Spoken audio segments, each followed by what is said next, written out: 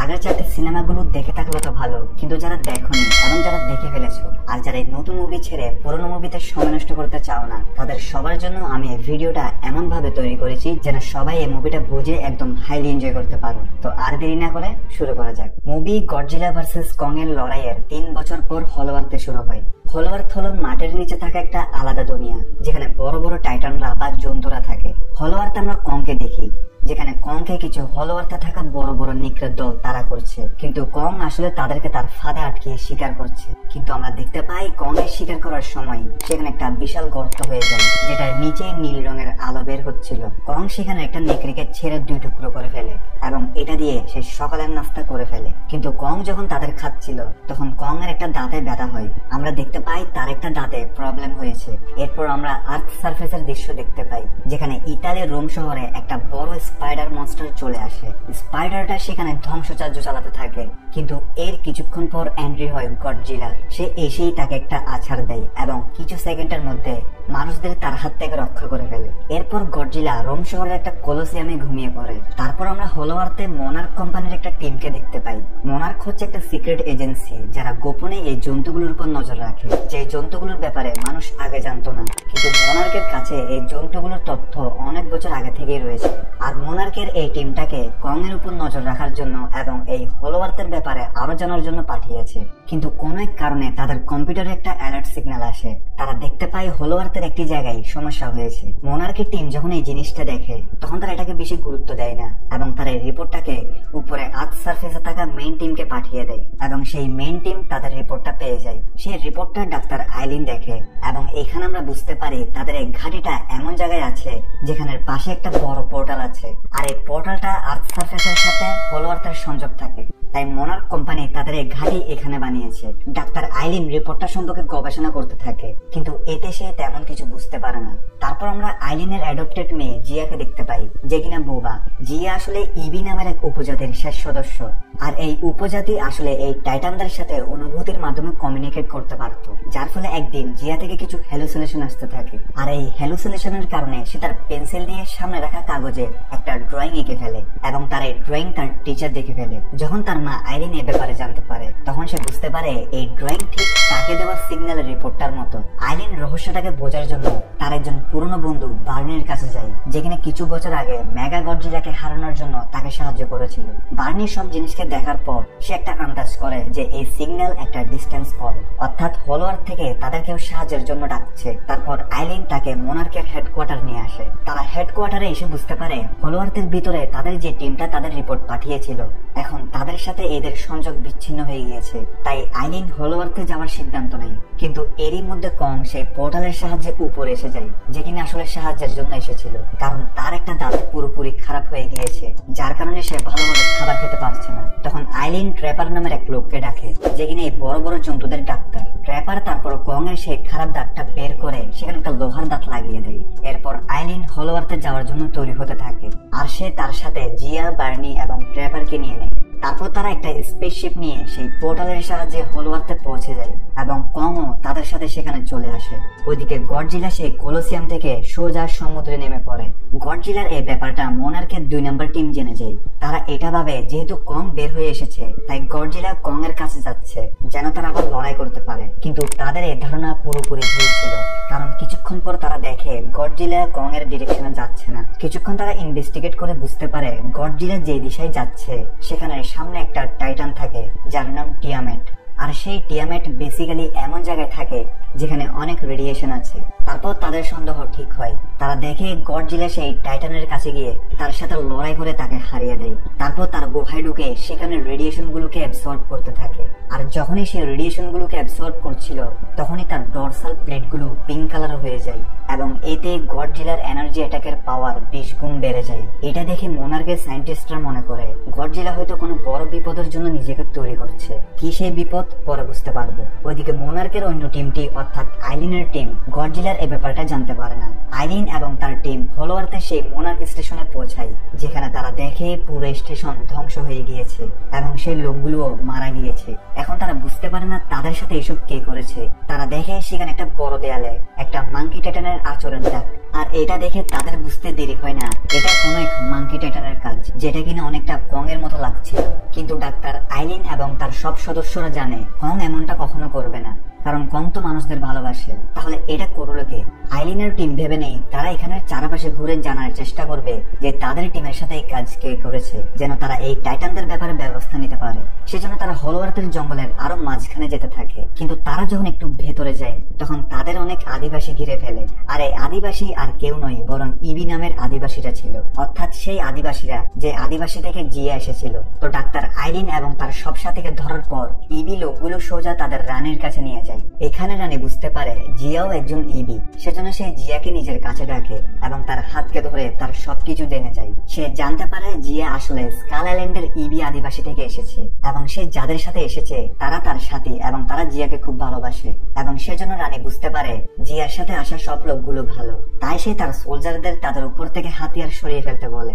এরপর ইবি রানী জিয়া এবং তার সাথীদের ভেতরে নিয়ে যায় এবং একটা গুহার মতো সিক্রেট জায়গায় নিয়ে আসে, যেখানে তার অনেক ওয়াল পেন্টিং এবং লিটারেচার দেখতে পায়।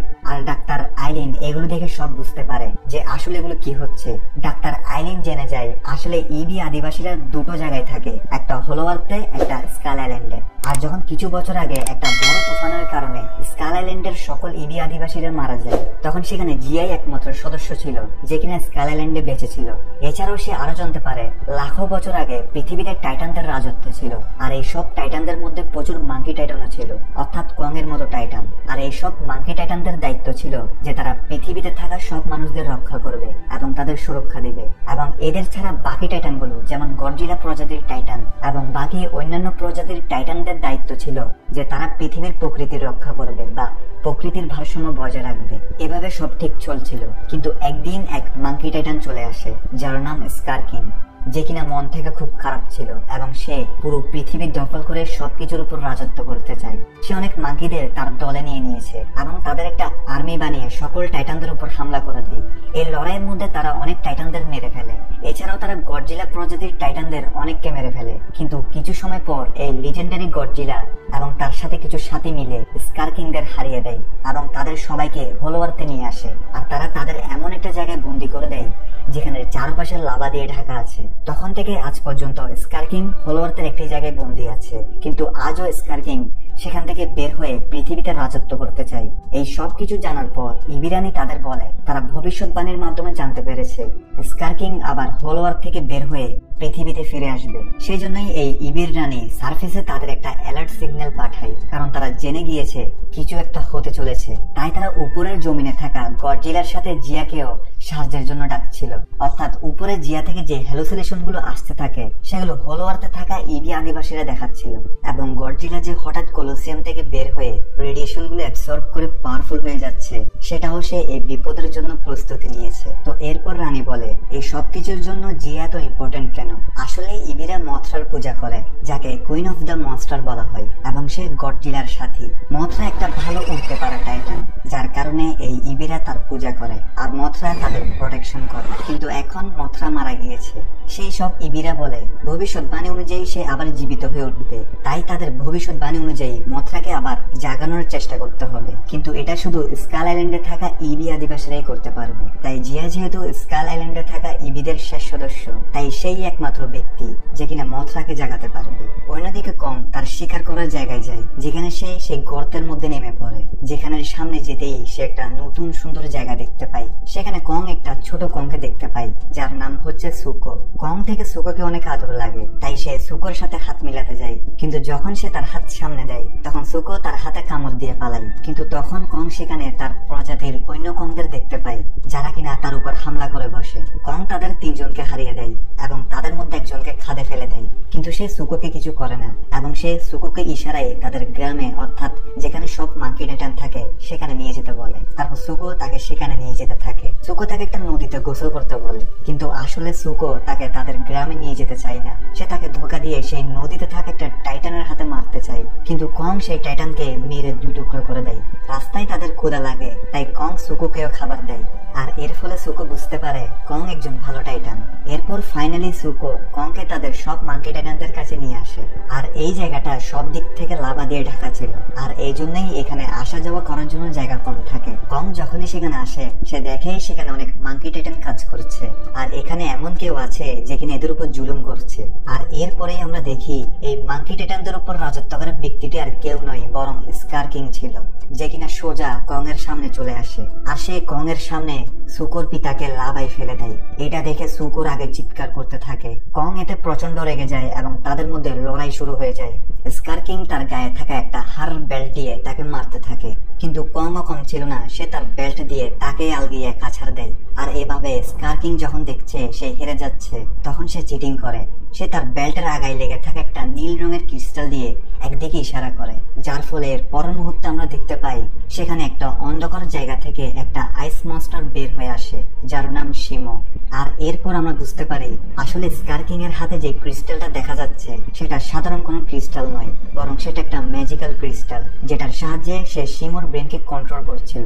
যার ফলে স্কার কিং শিমোকে কংকে অ্যাটাক করার জন্য বলে, যেটা শুনে শিমো কং এর উপরে সোজা আইস ব্রেথ হামলা করে। যদিও কং তার কোরাল দিয়ে তার অ্যাটাককে থামায়, কিন্তু শিমোর ব্রেথ এতটাই স্ট্রং যে সেটার কারণে কং এর এক হাত পুরো জমে যায়। আর এতে কং বুঝতে পারে তাকে লড়াই থেকে বের হতে হবে, সে এত সহজে তার সাথে লড়াই করতে পারবে না, এবং সেজন্য সে সেখান থেকে পালাতে শুরু করে। সুকো কংকে একটা গুহার ভেতর দিয়ে যাওয়ার রাস্তা দেখায়, যার পরে কং সে গুহা দিয়ে বাহিরে পালিয়ে যায়। কিন্তু কং তার কোরালটি সেখানে ফেলে যায়, যেটা কিনা স্কার কিং নিয়ে ফেলে। কিন্তু স্কার কিং তার কিছু লোককে কং এর পেছনে ছেড়ে দেয়। তারা সবাই কং এর পিছনে ধাওয়া করে, কিন্তু কং আহত অবস্থায় তাদের খাদে ফেলে মেরে ফেলে। কিন্তু তাদের মধ্যে একজন জানে বেঁচে যায়, যেটা কিনা কং জানতো না।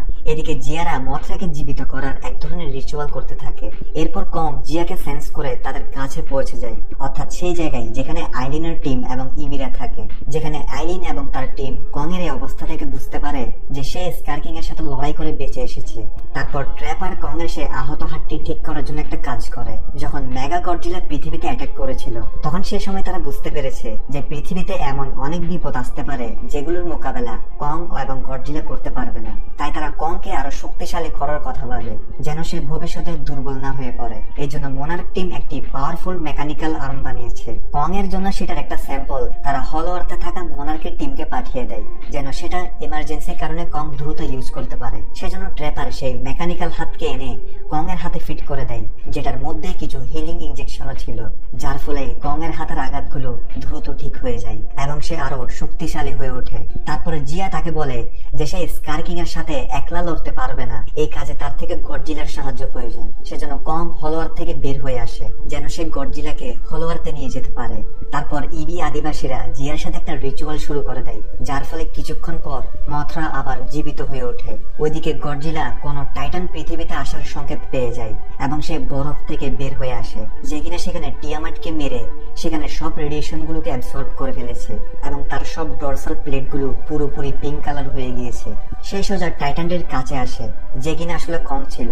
সে কংকে তার এলাকায় দেখে তার সাথে লড়াই শুরু করে দেয়। কং তার হামলা থেকে বেঁচে তাকে বোঝানোর চেষ্টা করে যে সে লড়াই করতে চায় না, কিন্তু গডজিলা কোনো কথা না শুনে তার উপর হামলা করতেই আছে, যার ফলে কং রাগে তাকে সেই হাতটা দিয়ে একটা পাঞ্চ মেরে দেয় এবং লেজ ধরে টেনে তাকে পোর্টালে নিয়ে যেতে থাকে। কিন্তু কং জানে না এই গডজিলা আগের গডজিলা নয়, বরং সে আরো অনেক পাওয়ারফুল হয়ে উঠেছে।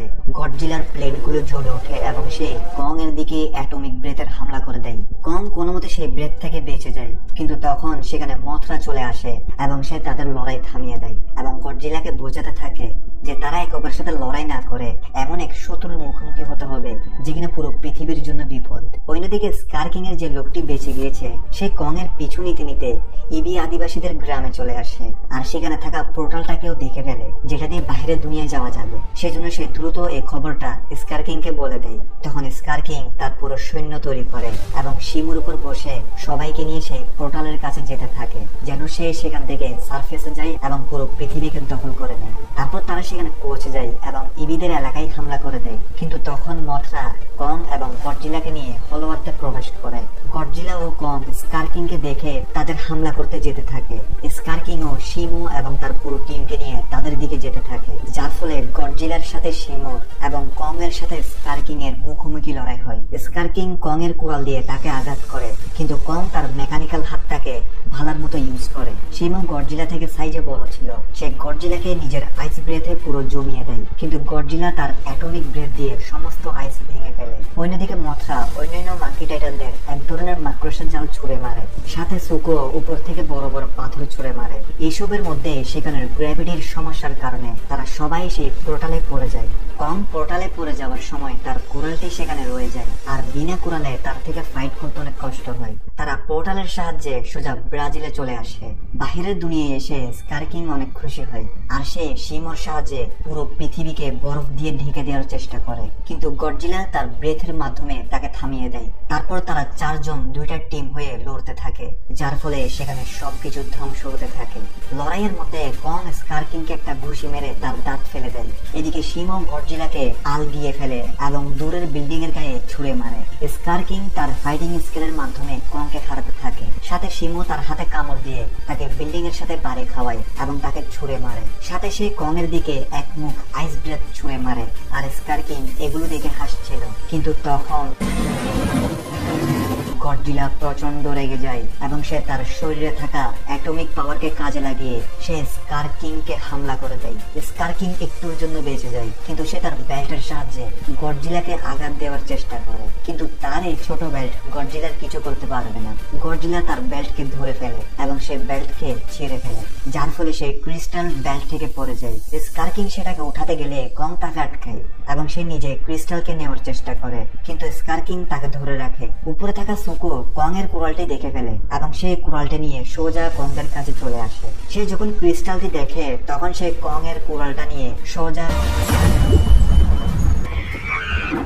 সেই ক্রিস্টালটিকে ভেঙে ফেলে, আর ক্রিস্টালটি ডিস্ট্রয় হওয়ার ফলে শিমো আজাদ হয়ে যায়। অর্থাৎ সে এখন স্কার কিং এর কথা শুনবে না, যার ফলে স্কার কিং একলা হয়ে পড়ে। এরপর কং আর গডজিলা স্কার কিং এর ধোলাই করা শুরু করে দেয়। শিমো সব বুঝতে পেরে সে তার বদলা নেওয়ার জন্য স্কার কিং কে বরফ দিয়ে জমিয়ে দেয়। তারপর কং স্কার কিং কে জোরে এক আছাড় দিয়ে তাকে টুকরো টুকরো করে ফেলে, আর ফাইনালি স্কার কিং মারা যায়। এরপর গডজিলা আকাশ সাফ করে দেয়, যেটা কিনা শিমোর বরফে ঢেকেছিল। ওইদিকে আইলিন জিয়াকে তাদের গোত্রের সাথে থাকতে বলে। গডজিলা আবার মানুষদের রক্ষা করে সেই কোলোসিয়ামে গিয়ে ঘুমিয়ে পড়ে, আর কং, শিমো এবং সুকো ফলোয়ারতে চলে যায়, যেখানে বাকি নিরীহ মাঙ্কি টাইটানরা রয়েছে। আর যেহেতু স্কার কিং মারা গিয়েছে, তাই এখন থেকে কং তাদের রাজা হয়ে যায়, অর্থাৎ কিং কং। আর এই দৃশ্য দেখিয়ে মুভি এখানেই শেষ হয়। যখন পৃথিবীতে প্রচুর যুদ্ধের ফলে মানুষের খাদ্যের অভাব দেয়, তখন হঠাৎ পৃথিবীর সবাই দেখে এক অদ্ভুত অজানা গ্রহ তাদের দিকে আসছে। এমনই একটা অসাধারণ কনসেপ্ট নিয়ে 2020 সালে একটা science fiction adventure movie release করা হয়েছে, যেটা না দেখে থাকলে ডান দিকের ভিডিওতে ক্লিক করে দেখে নাও। তো সবাই ভালো থাকো।